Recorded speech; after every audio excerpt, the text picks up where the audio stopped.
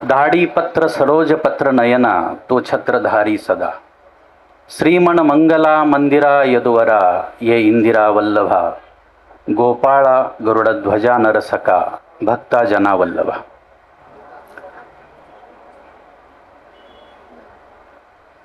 साधनदाता सर्वज्ञ श्री प्रभु जी से असीम कृपा से संपन्न हो रहा महाराष्ट्र की राजधानी बंबई शहर, और इस बंबई शहर में संपन्न हो रहा ईश्वर अनुसरण विधि समारंभ। इस अनुसरण विधि समारंभ के निमित्त आज के आयोजित किए गए सभा के अध्यक्ष आदरणीय श्रद्धेय प्रातः स्मरणीय उपाध्याय कुलाचार्य वर्धनस्त्र श्री बड़े बाबा जी, इस संपूर्ण समारोह के कार्याध्यक्ष आदरणीय श्रद्धेय प्रातः स्मरणीय अखिल भारतीय महानुभाव परिषद के अध्यक्ष, जिनको विकास पुरुष कहा गया है पंथ का, ऐसे हमारे अमरावती निवासी बड़े बाबा जी, इस संपूर्ण समारोह के स्वागताध्यक्ष, इस मंदिर से चित परिचित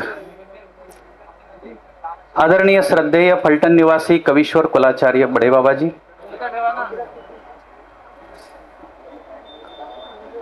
इस कार्यक्रम में जिनकी विशेष उपस्थिति है ऐसे आदरणीय श्रद्धेय प्रातः स्मरणीय कविश्वर कुलाचार्य कनासी के बड़े बाबा जी, उसी प्रकार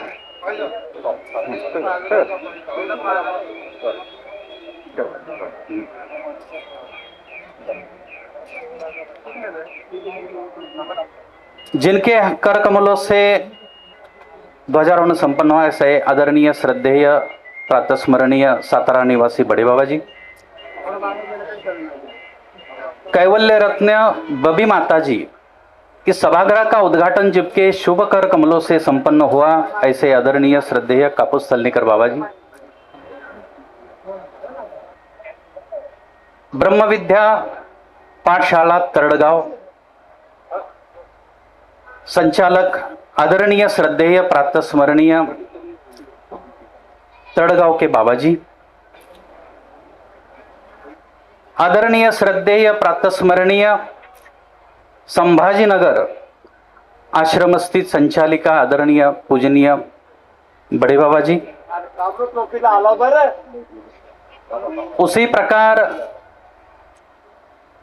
इस समारोह में सम्मिलित हुए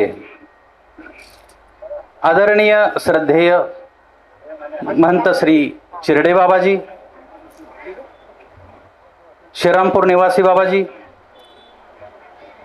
माहूर पीठाधीश आदरणीय श्रद्धेय प्रातः स्मरणीय माहूरकर बाबा जी,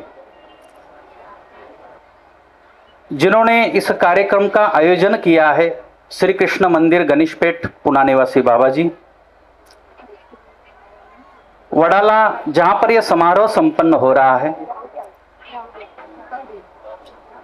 ऐसे आदरणीय श्रद्धेय प्रातः स्मरणीय बाबा जी, दोनों मंदिर के तपस्विनी माताएं, ट्रस्ट, उनके ओर से मैं सभी उपस्थित हुए आचार्यगण संतगण, बंबई तथा महाराष्ट्र से पधारे हुए वासनिक सद्भक्तों का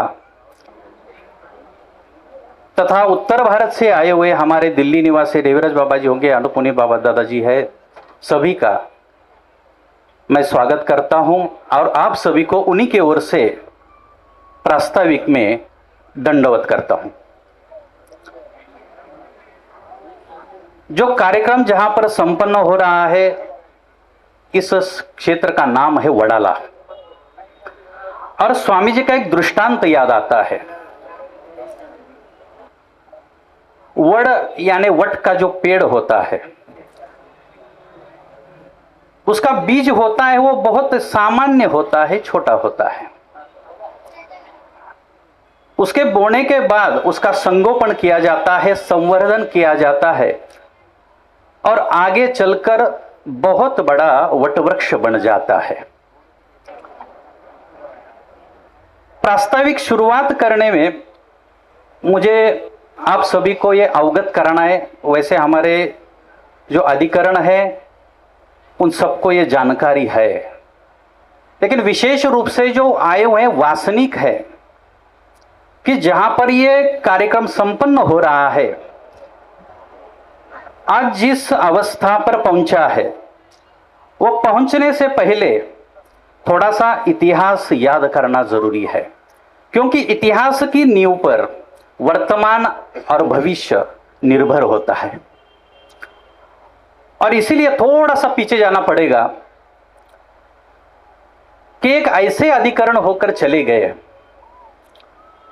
जिनकी दूरदृष्टि, हमारे ब्रह्म विद्या में दूरदर्शी दूरश्रवणीय कहा जाता है, लेकिन अधिकरणों की एक दूरदृष्टि कैसी होती है उसका अगर उदाहरण हमें देखना है तो पूना तथा वडाला में स्थित इस मंदिरों के निर्माते, संस्थापक, आदरणीय श्रद्धेय कैवल्यवासी, नाम नहीं लेना चाहिए लेकिन पता होना चाहिए, आचार्य प्रवर प्रातस्मरणीय मोगले दादाजी, जिन्होंने इन दो जगह पर, क्योंकि आज के समय में महाराष्ट्र ही नहीं पूरे विश्व में ये दो शहर ऐसे हैं जिनको मेट्रो सिटी कहा जाता है, एक बॉम्बे है और एक पुणे, जिसको आजकल वह आईटी हब बन चुका है। और 1925 में पुणे स्थित गणेशपेट में बाबा जी ने मंदिर का निर्माण किया और वो निर्माण की शुरुआत हुई 1909 में या 1915 में, और 1925 में वो मंदिर पूरा होने के बाद अपने गुरुजी के बताए हुए धर्म पर चलते हुए उन्होंने ज्ञान का और हमारे धर्म का ईश्वर मार्ग का प्रसार किया। बाबा जी की एक शिष्या थी जो यहां मुंबई में रहती थी, बहुत ही साधारण स्त्री थी लेकिन बड़ी भावुक थी। यह वडाला मंदिर बना कैसे, जानकर बड़ी हैरानी होगी। बाई जी का नाम था दगड़ूबाई, बहुत ही साधारण, और बाबा जी की वो शिष्या थी। बाबा जी आते थी, छोटी सी कुटी होती थी यहाँ पर, जो भी साधु सेवक संत आते थे, अधिकरण आते थे, उनकी सेवा करना, उनको मसाला देना, नमक देना, जो भी अपने पास पर्याप्त होता तो उनको दिया करते। बाबा जी अक्सर उनको मिलने के लिए यहाँ आया करते थे। 1935-36 की बात होगी, बीमार पड़ गए दगड़ूबाई जी और आचार्य प्रवर बड़े बाबा जी बंबई उनको देखने के लिए आए। शरीर अक्षम हो चुका था लेकिन मन जो था अभी भी धर्म कार्य करने के लिए इतना उत्सुक था। बेड पर लेटी हुई है, बाबा जी आए, बाबा जी उनके पास बैठे और बैठने के बाद पूछा कैसा है हालचाल। उन्होंने बाबा जी को कहा कि बाबा जी मैं तो एक साधारण स्त्री हूं, मुझे इतना ज्ञान नहीं है, जो भी आपके मार्गदर्शन से मुझे ज्ञान के कुछ विधि की कुछ बातें पता चली, मैं वो करने की कोशिश अपने आखिरी सांस तक की। बाबा जी बंबई शहर है और इस बंबई शहर में यह कार्य ऐसा ही आगे चलना चाहिए, हमारे स्वामी जी के, हमारे साधन दाता के भक्त, उनकी संख्या बढ़नी चाहिए। उन्होंने अपना दायां हाथ है वो पीछे किया, वहां पर एक पीतल का कलश था, बड़ा हुआ था, हेवी था, उन्होंने लिया, बाबा जी के हाथ सौंप दिया। बाबा जी बोलिए क्या है। शिष्या कहती है बाबा जी को, बाबा जी मैंने ये जमा की हुई धनराशि है और मैंने इसमें लोटे में संभाल के रखी है, मुझे पता ही ये पर्याप्त नहीं है, लेकिन मेरी एक इच्छा है कि यहां पर वडाला में मंदिर का, हमारे भगवान के मंदिर का निर्माण हो। और उन्होंने वो लोटा बाबा जी के पास सौंप दिया। बाबा जी की आंखों में आंसू आए। एक शिष्या, एक साधारण सी दगड़ूबाई जी जो स्वामी जी की भक्त थी, उनके मन में यह प्रेरणा जग गई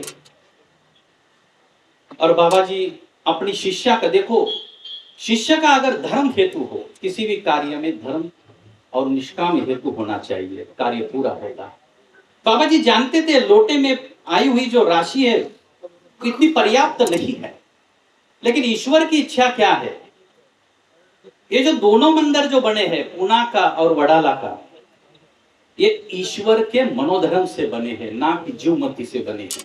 जीवमती से कुछ नहीं हो सकता। ईश्वर की ऐसी इच्छा थी कि यहां पर इस शहर में मंदिर बने। हालांकि उस समय की स्थिति देखी जाए तो कोई बड़ा शहर नहीं था, लेकिन ईश्वर की प्रवृत्ति थी। बाबा जी ने कार्य का शुरुआत किया, लेकिन इस पर्याप्त धनराशि से यह संभव नहीं था। बाबा जी पुणे रहते थे, कभी मिलने के लिए जो कुछ भक्त होते थे उनका आते थे। और फिर आगे चल के जब 1947 यानी 1947 में जब भारत हमारा स्वतंत्र हुआ, उस समय बाबा जी के जो गुरुजी थे, उनका परिवार कराची तक, काबुल, कंधार तक फैला हुआ था।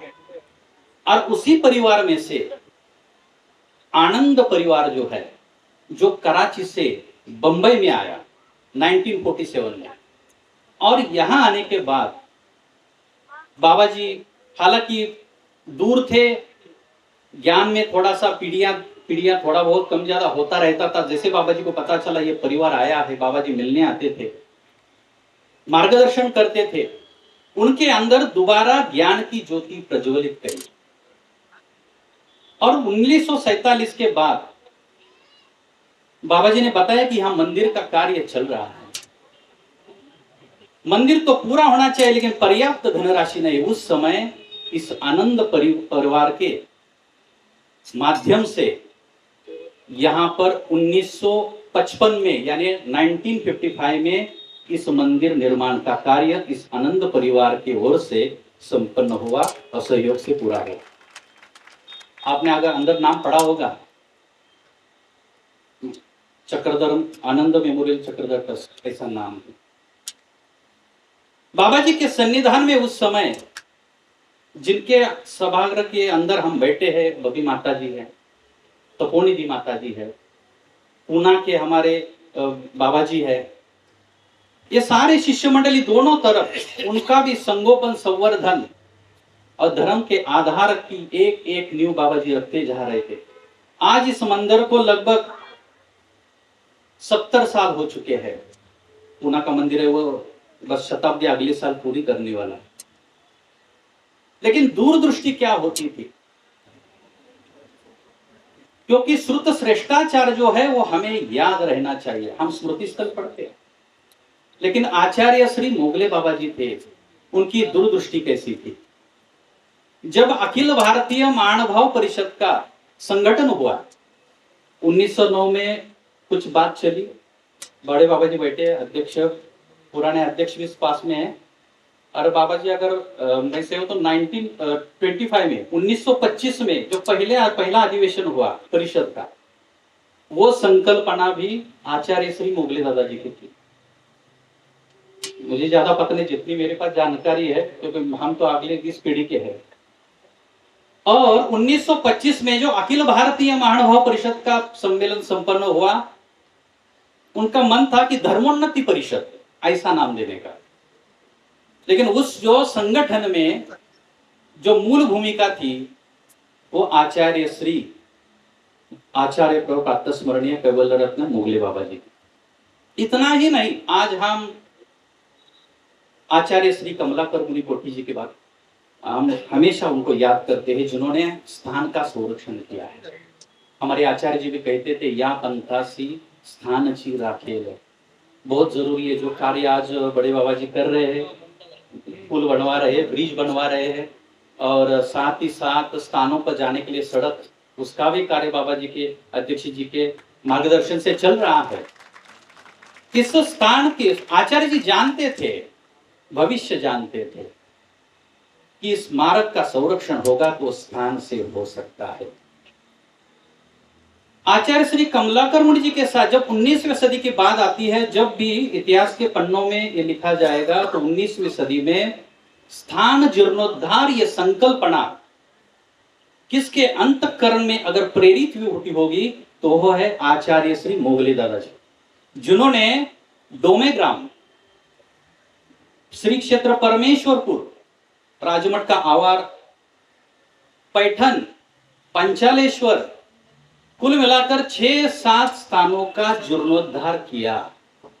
1960, 65, 70 दशक की बात होगी। मंदिर का जीर्णोद्धार किया। डोमेग्राम का उनका एक किस्सा है कि जब डोमेग्राम का मंदिर का जीर्णोद्धार चल रहा था, उस जीर्णोद्धार में जो मजदूर थे, काम कर रहे थे, बाबा जी वहां खड़े खड़े देखभाल कर रहे थे। एक मजदूर, उसको थोड़ा सा चक्कर आ गया, बैठ गया, काम रुक गया। बाबा जी खुद जाके उस मजदूर की जगह खड़े हुए और अपने सर पर पत्थर लेकर जो डोमेग्राम का जो पुराना मंदिर था उस जीर्णोद्धार में अपना जो सहयोग था वो दिया। ऐसा नहीं कि मैं महंत हूं, मतलब ये जो प्रेरणा है, धर्म प्रेरणा, इतना ही नहीं, उनका जो मूल प्रेरणा थी कि पुणे हो या बंबई हो, उन्होंने देखा कि जो माता जिनके मन में आया कि ये मंदिर बने, क्योंकि वो जानती थी कि आगे चलकर यहाँ आने वाले जो साधक है उनकी सेवा हो, शुश्रूषा हो। हमारे ब्रह्म विद्या में भी कहते हैं, धर्मे 8 भिक्षा दियाविया ते एका अशक्ता पत्य सुहावे। अशक्तों की सेवा बहुत बड़ा विधि हमारे संप्रदाय में माना गया है, जो प्रेम का विधि माना जाता है।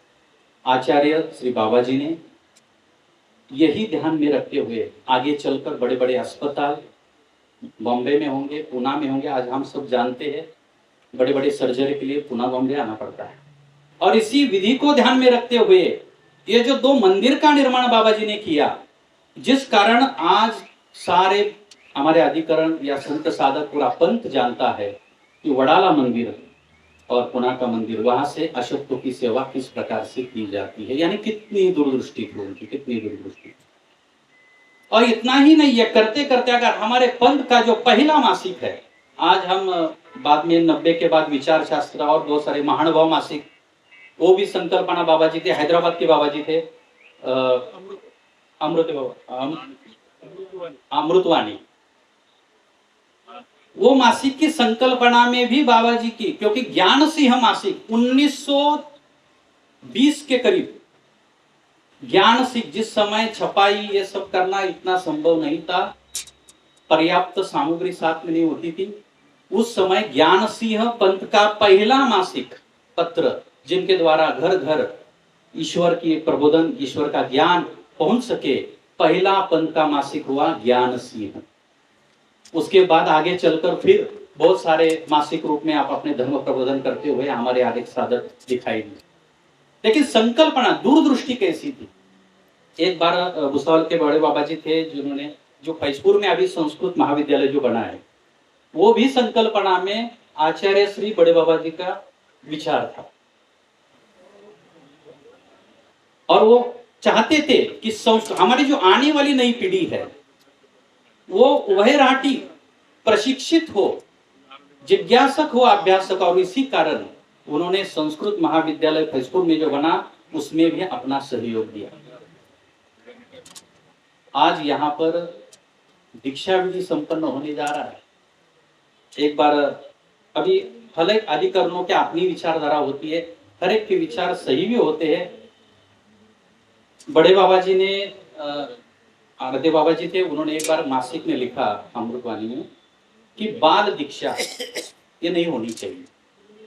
ऐसा उस समय उनकी विचारधारा थी, क्योंकि वो धर्म के हेतु से।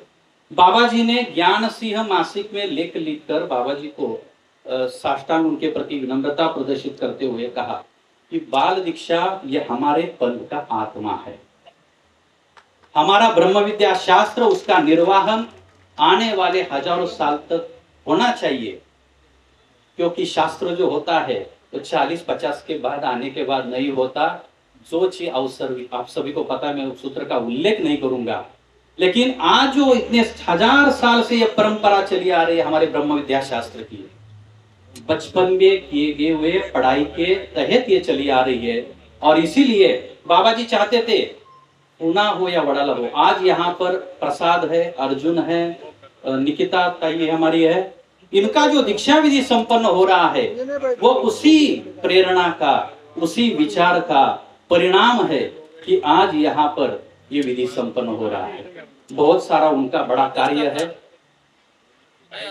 लेकिन पूना के मंदिर निवासी हमारे बड़े बाबा जी हो, उसके बाद हमारे गए 30-40 साल हिंदी में पूरे बंबई को अपनी भाषा से शांत करने वाले, विधि का निरूपण करने वाले बाबा जी मेरे पास में यहाँ बैठे हैं।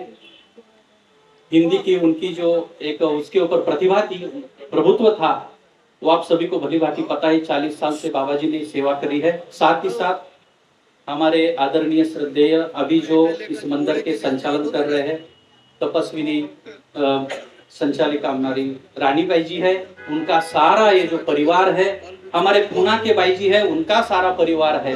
इन दोनों के माध्यम से ये कार्यक्रम यहाँ पर संपन्न हो रहा है और सभी की अभिलाषा थी कि आप सभी यहाँ आए और इन बच्चों को इसी प्रकार से आप उनके ऊपर शुभ चिंतन, अपना आशीर्वाद बनाए रखे।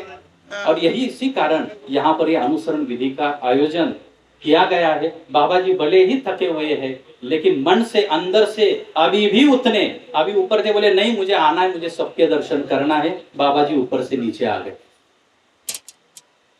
ये जो प्रेरणा है, इसलिए पूना मंदिर हो या वडाला मंदिर हो, और ये जो समारोह यहाँ पर किया गया है, इस मंदिर के जो ट्रस्टी है आनंद परिवार है, साथ में साथ मुनीष आनंद जी है, दीपक आनंद जी है, मोनिका जी मेहरा है, मुनीष आनंद जी है, इन सभी के सहयोग से ये कार्यक्रम यहाँ पर संपन्न हो रहा है। आज ये वड बीज नहीं रहा, ये वटवृक्ष बन गया है। ब्रह्म विद्या में कहते हैं कि हाथी वेंज दिधली आई, हाथी ने टक्कर मारी तो भी ये पेड़ गिर नहीं सकता। इस मंदिर के माध्यम से जो जो हमारे बच्चे यहाँ से निकले हैं, जो जो साधक यहाँ से हमारे पंथ को प्राप्त हुए हैं, वो इतने मजबूत बन गए हैं कि हाथी के टक्कर देने से भी अपने धर्म से कभी भी गिर नहीं सकते। इतना ही नहीं, चाहे वासनिक वर्ग हो वो भी इस प्रकार का है। यही कार्य इस मंदिर का है।